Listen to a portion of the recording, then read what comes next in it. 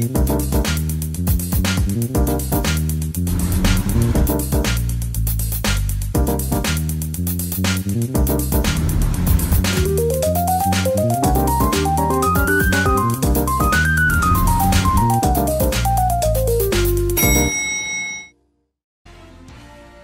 pessoal, está começando mais um Condomínio Informal, o programa que trata o universo condominial de maneira leve e descontraída.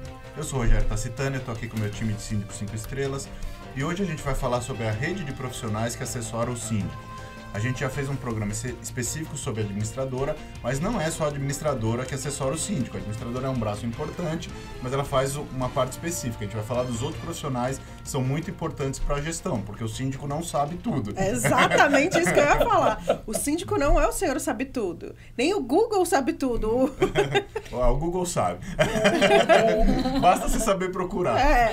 Eu digo que o bom síndico, seja ele profissional ou orgânico, né, morador, ele tem que ser um generalista. Ele tem que conhecer um pouco de cada coisa, principalmente daquilo que é o dia a dia do condomínio. Agora, o que certamente muitas pessoas não imaginam é a gama de profissionais, a gama de profissões que se envolvem no dia a dia de um condomínio, e às vezes não necessariamente no dia a dia, mas também em situações esporádicas, né? A gente estava até conversando antes do programa iniciar, poucas pessoas imaginam por que um condomínio vai precisar contratar um geólogo. Sensacional. Opa!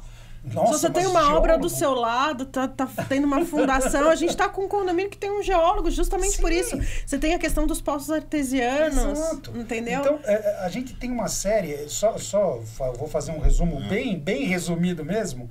Você tem pessoal que te dá manutenção nos portões, que te dá manutenção nas câmeras de CFTV, que dá manutenção no sistema de alarme, na cerca elétrica. Você tem o pessoal que faz manutenção das bombas, você tem o pessoal que cuida do sistema de para-raio do condomínio, você tem o pessoal da segurança, da portaria, o paisagista. Gente, arquiteto, é uma infinidade decorador. Isso porque esses contratos que você mencionou, né, que você elencou e ele não se estende só a estes, né, são infinidades, esses já fazem parte do cotidiano do prédio, né, com as manutenções preventivas e corretivas. Essa questão, por exemplo, dos geólogos, são casos pontuais e que existe a contratação de um profissional especializado porque o condomínio não tem e não precisa ter todas essas demandas, porque nós estaríamos falando de uma cota condominial, uau, gigante, nas alturas.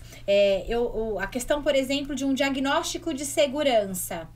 Você não vai pedir um diagnóstico de segurança para a empresa que presta a segurança ou a vigilância do condomínio. Ou você não vai pagar isso também sobre um contrato. Mensalmente. Então, assim, eu quero um diagnóstico de segurança. Um especialista em segurança. Tem muito especialista dizendo que é especialista. Gente, vamos pegar a recomendação, vamos conversar com as pessoas que já trabalharam com o assunto. Checar o currículo da pessoa, verificar o que já produziu, quais foram os materiais, quais são as especialidades. Por exemplo, o Carlos aqui, ele é internacional, gente. Você percebeu? É ou não é, Carlos? É um síndico, nossa, fodástico. Pode falar? Pra quem não sabe, veja o programa que a gente fez sobre como a gente veio parar aqui. Ela tá falando, porque o Carlos já morou fora. Mas olha, é um baita de um currículo. Aqui a Pri. Aqui o Rogério. Eu não vou falar de mim porque é esquisito falar de si próprio. Mas a gente tem que ir atrás de pessoas realmente qualificadas. A gente estava falando antes também do programa sobre saruês. Condomínios, alguns condomínios em São Paulo têm saruês na área comum. Eu nunca tinha visto um até encontrá-los e verificar a situação em que eu estava. Quem cuida disso quando existe que nem ratinhos e coelhos que dá assim na coisa de... Mas mesmo quando você controla? Mesmo quando você tem um terreno e no condomínio tem uma alta população de gatos que pulam o muro para se alimentar. Como é que você vai lidar com isso? Quem que vai cuidar? Aí você escuta, né? Ela vem a louca dos bichos. Põe veneno na sua cabeça, seu... né? A questão do jurídico, né? A gente sabe que existe uma limitação das administradoras que não são, nem devem, obrigatoriamente, ter um departamento jurídico que dê assessoria jurídica para os condomínios. Essa assessoria, ela deve ser contratada de forma apartada, inclusive. Eu entendo, inclusive, que é o mais saudável, não é? E o correto, até porque somos advogados, não podemos falar nem diferente disso. Contratar um profissional especializado para dar os pareceres, as orientações jurídicas. O síndico, ele não é obrigado a saber tudo. Por isso que eu digo, vocês ouviram já isso em outros programas nossos, um povo que tem vários braços e tentáculos. Esses braços são também os parceiros especializados em determinadas demandas. Rogério, fala aqui que senão eu vou monopolizar a conversa. Não, eu acho que o importante das pessoas entenderem é o quão complexo é essa administração, né? Porque, por exemplo, nós tivemos um caso de um afundamento da garagem de um prédio, né? Qual é a saída mais simples? Tampa o buraco, coloca o revestimento de novo, ninguém viu, né? O que a gente precisa saber? Existe a causa.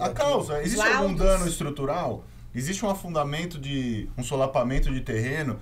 O que você precisa chamar para fazer isso? Você precisa chamar um profissional especializado. O que o Carlos mesmo pontuou aqui. A pessoa fala para mim, mas você precisa fazer alguma coisa. O elevador quebra demais. Aí o que eu respondo para a pessoa? Eu não sei arrumar elevador. Existe a empresa especializada, nesse caso desse condomínio, eu falei, a maior empresa do mundo em transporte vertical é contratada do condomínio. Se eles não estão conseguindo resolver o problema, eu não vou conseguir. É lógico que eu vou cobrá-los, eu vou procurar alternativas, mas eu estou fazendo tudo que está dentro da minha... E uma coisa importante... Mas aí, o que aconteceu aí, só para dar um... Existem peritos especialistas Exatamente o que eu ia falar. Uma auditoria dessa, gente, é em média 20 a 30 mil reais. Aí você fala, mas o cara... vai cobrar 20 a 30 mil reais pra fazer... Eu vou te indicar um profissional. Eu tô falando isso porque esse caso que eu estou dizendo, inclusive, é um caso prático que aconteceu, um condomínio clube também, com 7 torres, grande. Aí tá explicado. Não é uma máquina. Lembra, cada condomínio tem seu DNA. Não. Cada condomínio tem seu DNA. Um condomínio clube, muitos carros, muitos elevadores, né? Imagina 7 torres, 3 elevadores em cada um. Carros é o elevador, é a cabine. É a cabina, As pessoas podem não associar o carro. Hoje você tá, hein? Aí o que acontece? Tem um laudo, você apresenta, daí fala, nossa, mas tudo isso... Aí o cara ficou 25 dias fazendo todo um trabalho de campo, fazendo todas as especificações. Aí o cara é um engenheiro, um doutor naquela área, que tem expertise para aquilo, como você falou, eu não tenho expertise, mas ele tem.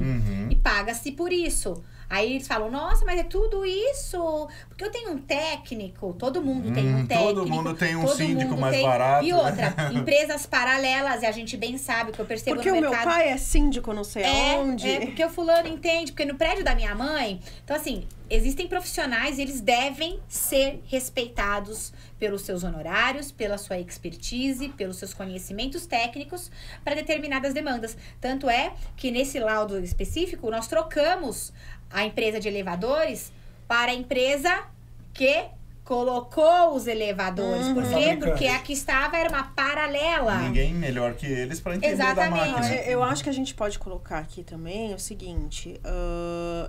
a gente não é obrigado a saber tudo, mas também o síndico não pode minimizar problemas que os condôminos estão trazendo, né? Bom, eu acho importante a gente colocar que não pode minimizar os problemas das pessoas também. Nós entramos num condomínio em que tinha uma reclamação de um cheiro de ralo que já vinha desde a implantação, que tinha 8 anos, entendeu? Bom, é uma pessoa reclamando? Não é. Vamos mapear. O que está acontecendo?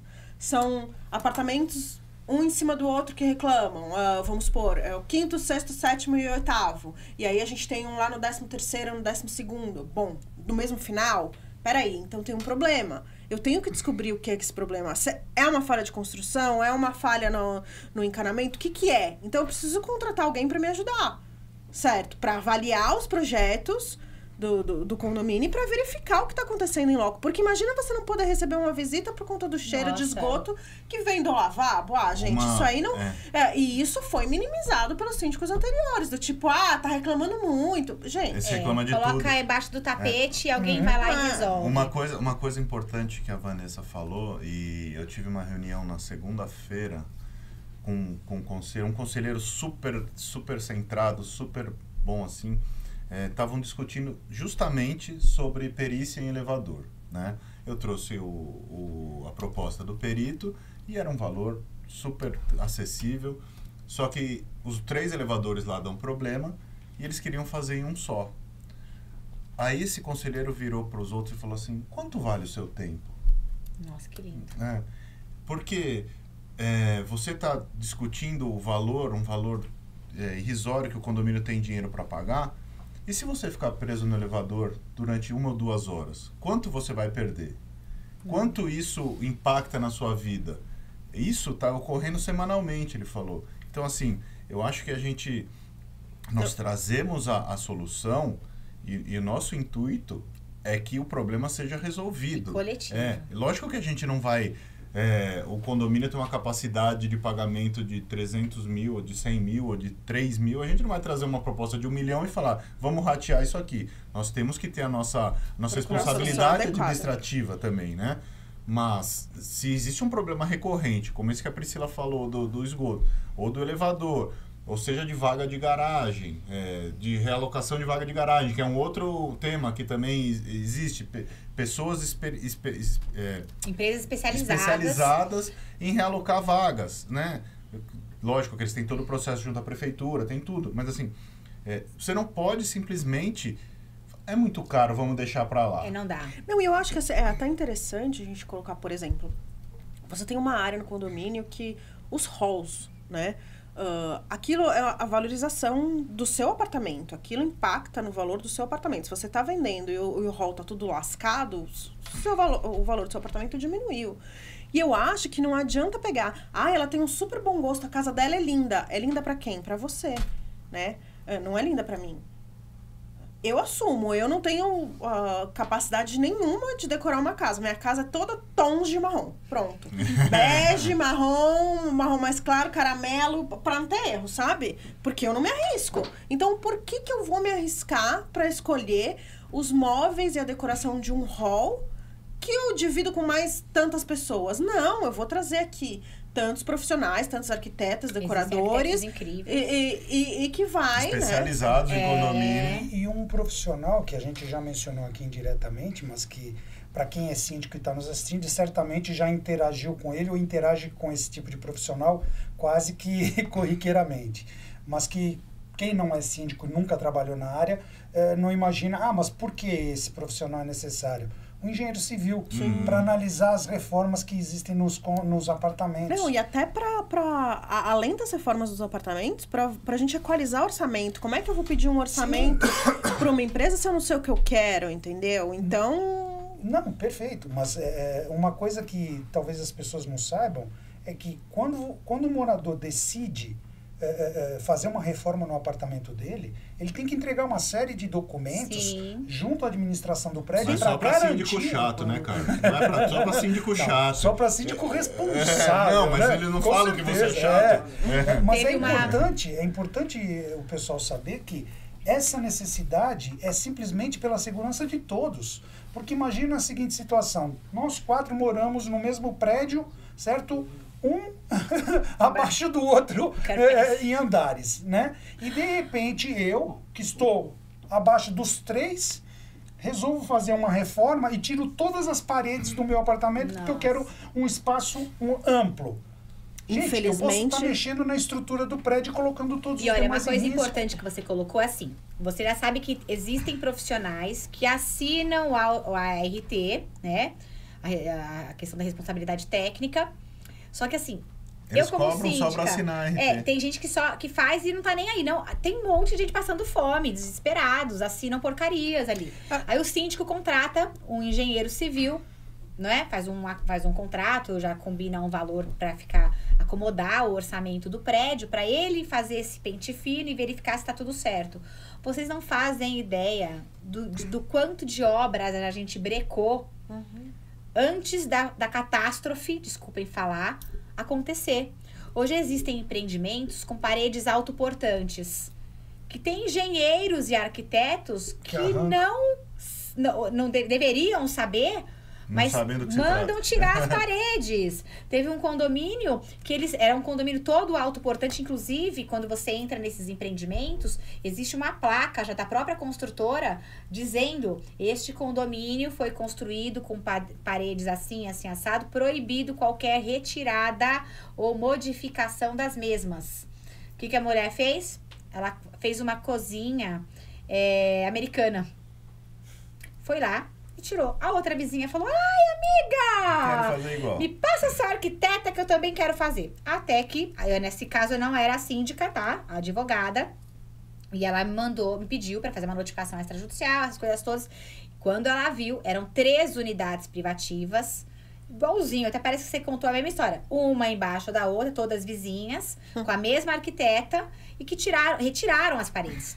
Teve que ser chamado o engenheiro responsável da construtora e da obra. Ele chegou e falou: isso tem que ser colocado imediatamente. E ainda falou: se vocês quiserem, nós da construtora, uma construtora muito bacana, vamos fazer o fechamento todo novamente. Aí ele falou: você, por favor, tem que verificar. Não, mas foi apresentada a documentação.